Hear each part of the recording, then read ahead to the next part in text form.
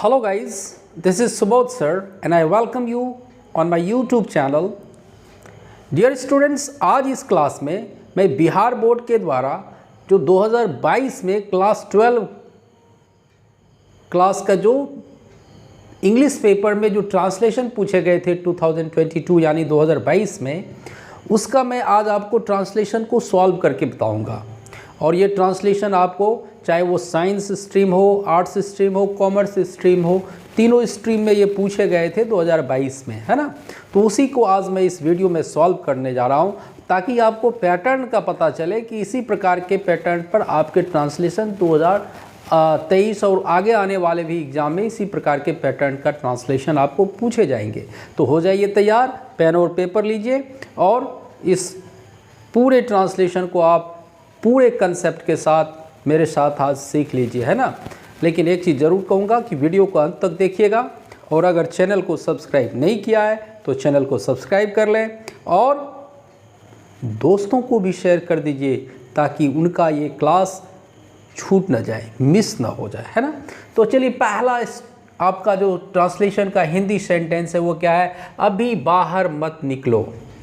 अब देखिए, इस तरह के वाक्यों को आपको मैं कंसेप्ट के साथ समझाता हूं। कहता है अभी बाहर मत निकलो। सबसे पहले इससे आप जो है सो ये देख लीजिए कि ये एक ऑर्डर वाला सेंटेंस है और ऑर्डर में भी यह एक निगेटिव कमांड है। तो अगर आप इसको बाहर निकलो तो क्या कहेंगे? Go out. अभी बाहर निकलो तो क्या कहेंगे? Go out now. और कोई भी सेंटेंस जब V1 से शुरू होता है तो ऐसे वाक्य को जब हम निगेटिव कमांड में बनाएंगे तो उसको हम डू नॉट से शुरू करेंगे या डोंट से शुरू करेंगे। तो आपका सेंटेंस का क्या हो जाएगा translation? Don't go out now. ये देखिए, बड़ी सुंदर तरीके से मैंने आपको बताया कि डोंट गो आउट नाउ, अभी बाहर मत निकलो। अभी बाहर, नाउ आपको अभी के लिए यूज किया गया, गो आउट बाहर निकलो, अभी बाहर मत निकलो, don't go out now. Clear हो गया? नाउ आपको सेकेंड सेंटेंस जो साइंस और कॉमर्स के स्ट्रीम में पूछा गया था 2022 में, वह है छात्रों को क्यों पीटा गया। अब आप देखिए, यह सेंटेंस आप जब सोचेंगे तो यह सेंटेंस आपका पैसिव वॉइस में है, एक्टिव में नहीं है। और पैसिव वॉइस में हम ये देखेंगे कि किस टेंस का ये पैसिव है तो आपको पता चलेगा कि यह एक सिंपल पास्ट टेंस का पैसिव है ना। चूंकि छात्रों को क्यों पीटा गया, अब आप इसको तोड़ दीजिए, सेंटेंस को इसको ब्रेक कर दीजिए, आप इससे क्यों को निकाल दीजिए। क्या हो जाएगा? छात्रों को पीटा गया, द स्टूडेंट्स वेयर बीटन, है ना। द स्टूडेंट्स वेयर बीटन, छात्रों को पीटा गया। अब छात्रों को क्यों पीटा गया तो क्यों को आगे लगा दीजिए, तो क्या हो जाएगा? Why were the students beaten. क्या बन जाएगा dear students? Why were the students beaten. और आप क्वेश्चन मार्क लगा देंगे इस तरह से, why were the students beaten. ये आपका क्लियर कंसेप्ट के साथ आपका ये वाक्य भी बन गया। Now come to the third sentence. कहता है रीता अपना काम पूरा कर चुकी है। जब ये मैंने वाक्य पढ़ रहा हूँ तो आपके दिमाग में, आपके जहन में एक चीज़ जरूर आ गया होगा कि शायद सर जो अभी वाक्य पढ़ रहे हैं यह किस टेंस का वाक्य है। तो जिस वाक्य के अंत में चुका, चुके, चुकी है इत्यादि रहता है, या है, ये है, ये है इत्यादि रहता है, तो ऐसे वाक्यों को आप प्रेजेंट परफेक्ट टेंस के अंतर्गत रखते हैं ना। चलिए देखिए, एकदम धीरे धीरे समझा रहा हूँ और आप पूरा समझेंगे। प्रेजेंट परफेक्ट का मतलब आपको इसका स्ट्रक्चर भी दिमाग में आ रहा होगा कि सब्जेक्ट प्लस हैज है प्लस V3 प्लस ऑब्जेक्ट या अदर वर्ड होता है। अब चलिए, सब्जेक्ट आपका क्या है? तो रीता है, तो रीता लिख दिया। अपना काम पूरा कर चुकी है, रीता सिंगुलर है तो हैज लगा देंगे। अच्छा, पूरा करना, अपना काम कंप्लीटेड, पूरा करना के लिए कंप्लीटेड या फिनिश्ड भी दे सकते हैं, है ना। कंप्लीटेड या फिनिश भी दे सकते हैं। और अपना कोई नाम रहे, लड़की का नाम रहे तो अपना के लिए हर देंगे। अगर यहाँ लड़का का रहता तो हिज देते, मेरा रहता मैं अपना काम तो आई के लिए माई देते। चूंकि रीता है तो Rita has completed her work, Rita अपना काम पूरा कर चुकी है, या Rita has finished her work भी आप कह सकते थे इस तरह के वाक्यों का। चलिए नेक्स्ट सेंटेंस में देख लीजिए, मैं स्नान करने ही वाला हूँ। देखिए जाने ही वाला हूँ, करने ही वाला हूँ, आने ही वाला है, जाने ही वाला है। तो ऐसे वाक्यों को translation about to plus V1 से हम, that means the action is about to take place in the extremely near future time, यानी कि कोई भी काम अत्यंत निकट भविष्य में, यानी कि 2 मिनट 4 मिनट के अंदर अगर कोई काम निकट भविष्य में होने वाला है तो इसका ट्रांसलेशन हम डियर स्टूडेंट्स बनाते हैं subject plus is are am plus about to plus V1 से हम बनाते हैं। Subject plus is are am plus about to plus V1 से बनाते हैं। तो अब देखिए मैं स्नान करने ही वाला हूँ। अब देखिए तो सब्जेक्ट क्या देंगे, आई, बी वर्ब में क्या देंगे, एम, और फिर क्या देंगे, about, I am about to take, स्नान करना का क्या होता, to take bath, I am about to take bath, मैं स्नान करने ही वाला हूँ, I am about to take bath. Next sentence कहता है रमेश पुस्तक लेकर कब आएगा।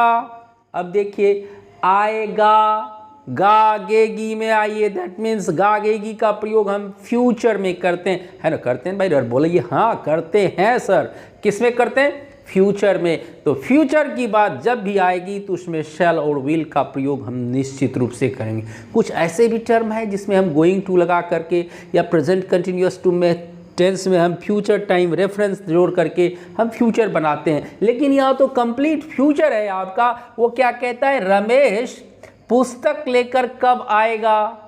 देखिए तो आप इसमें से कब को हटा दीजिए, क्या बच गया, रमेश पुस्तक लेकर आएगा। तो रमेश पुस्तक लेकर आएगा तो क्या हो जाएगा, Ramesh will come with books हो गया, या Ramesh will come with book, Ramesh पुस्तक लेकर आएगा या पुस्तक के साथ आएगा।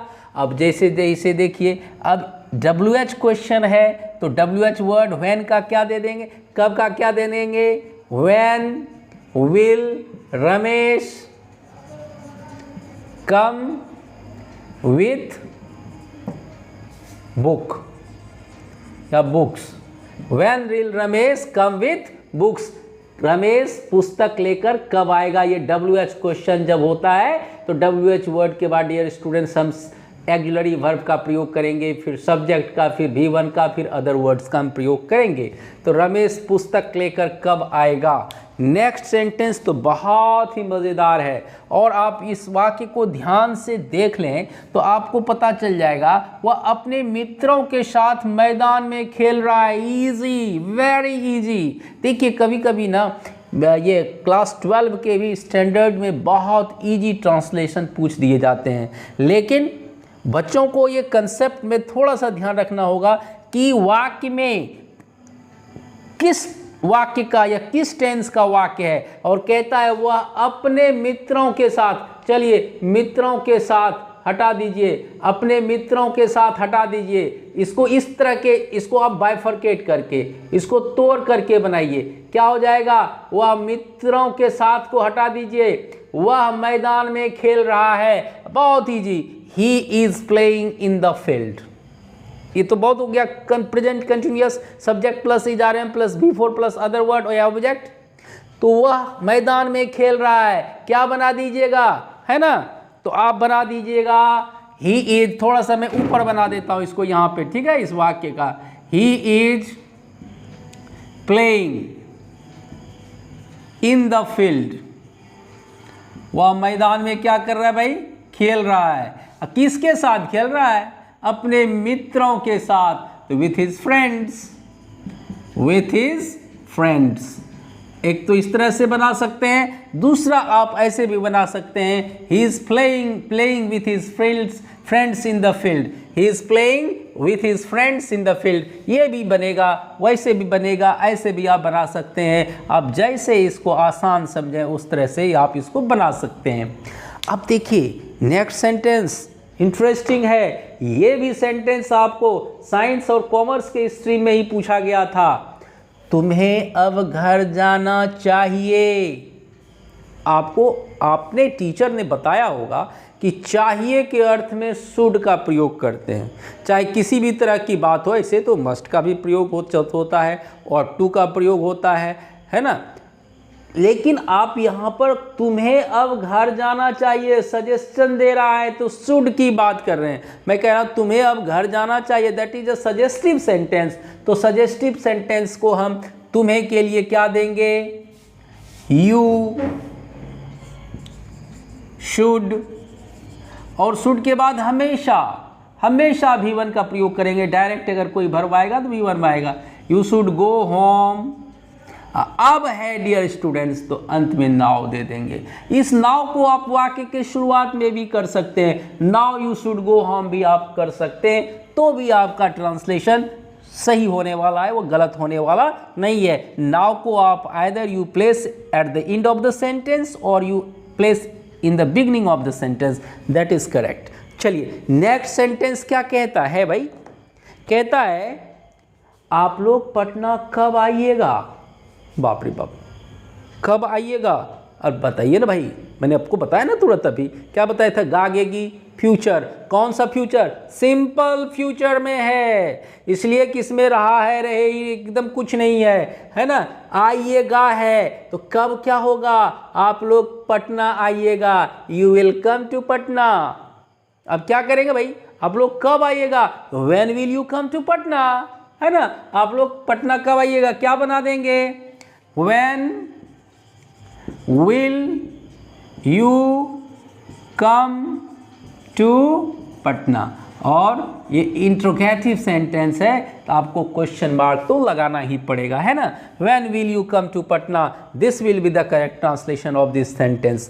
अब देखिए वह बहुत तेज दौड़ती है।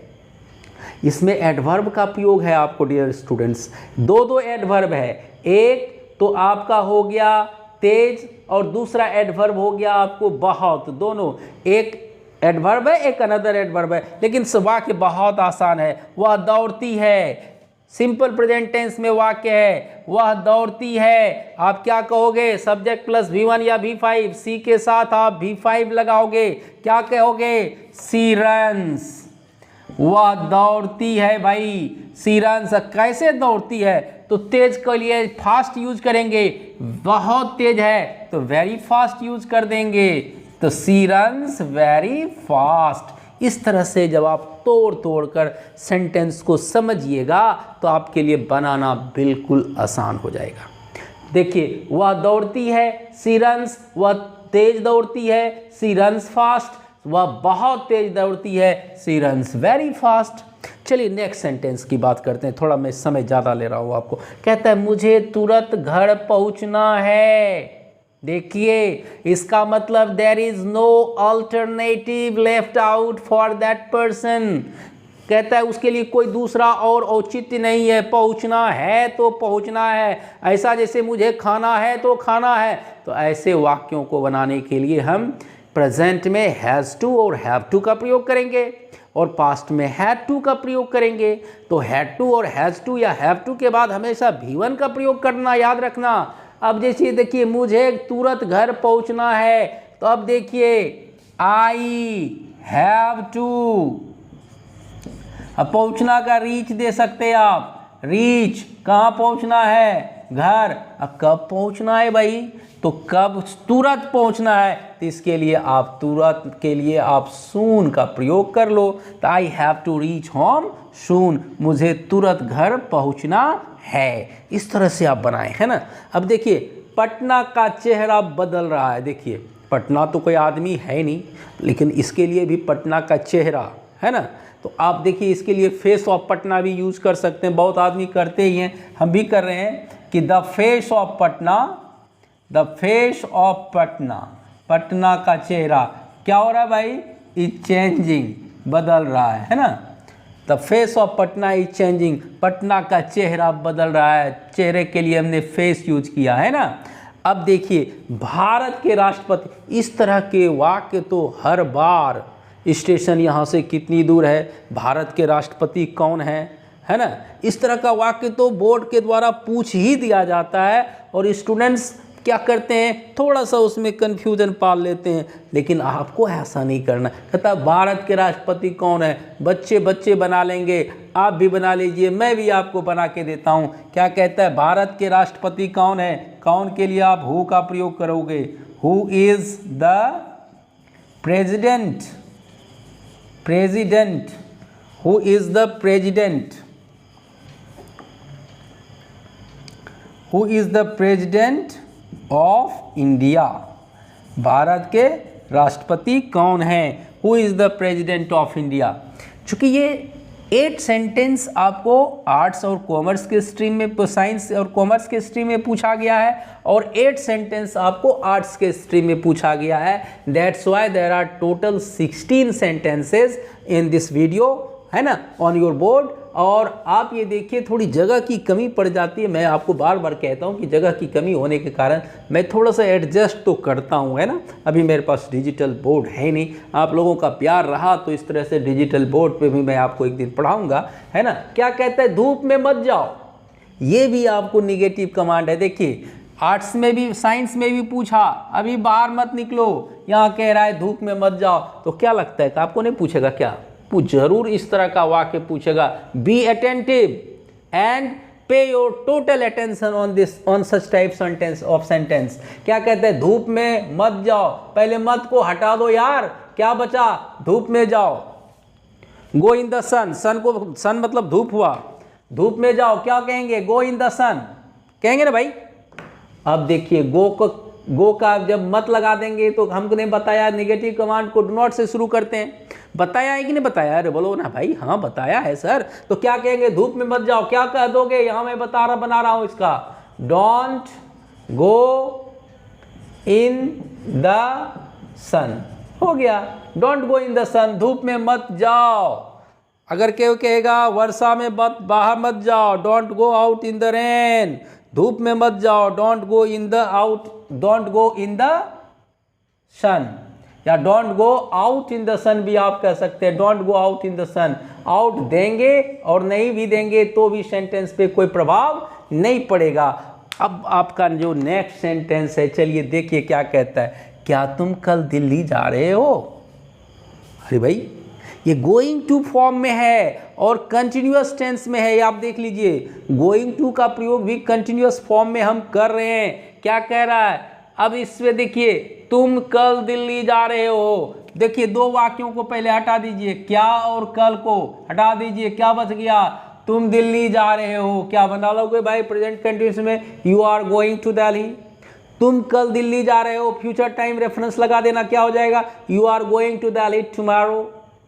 अब बताओ, जब हम you are going to Delhi tomorrow और ये यस नो क्वेश्चन है तो किसको आगे कर देते हैं, सहायक क्रिया को, एक्सिलरी वर्ब को आगे कर देंगे, तो क्या हो जाएगा, are you going, are you going to Delhi tomorrow,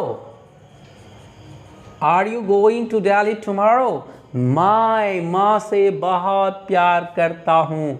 अब देखिए माँ से तो भाई सब प्यार करता है ना, ऐसा कोई इंसान ही नहीं होगा जो माँ से प्यार नहीं करता है, और जो माँ से प्यार नहीं करता वो इंसान नहीं, हैवान है ना। देखिएगा छोटे छोटे बच्चे, जानवर के बच्चे भी अपने माँ से बहुत ज़्यादा प्यार करते हैं और माँ भी उनसे जो बहुत ज़्यादा प्यार करती है।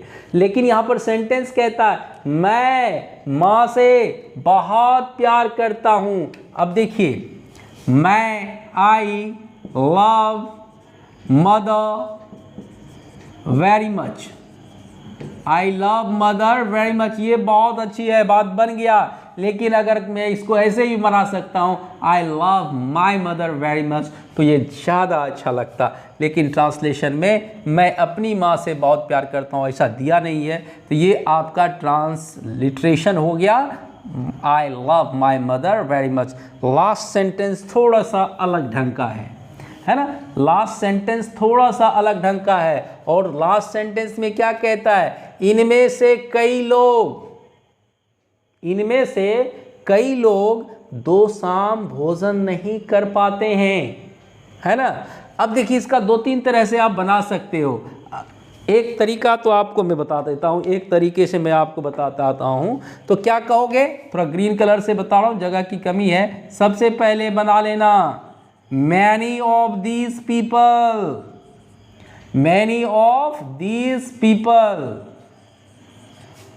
अब are unable to eat food 2 times. 2 शाम का मतलब हुआ 2 वक्त, है ना। ये नहीं कि 2 शाम, सुबह की बात नहीं है, इसमें शाम की बात है। ये सेंसुअल ट्रांसलेशन कर रहे हैं आप। तो क्या हो जाएगा, many of these people are unable to eat food 2 times, मतलब इनमें से बहुत कई लोग 2 शाम भोजन नहीं कर पाते। Dear students, these are the set of 18 sentences in this video, and I have taught it very clearly and bifurcating the sentence into many parts. Hope you will share this video, you will like this video, and if you haven't subscribed my channel, please do subscribe it, and don't forget to press the bell button so much so that you can get first and foremost notification of my video. Thank you for watching, and thank you for being with us. See you in the next class.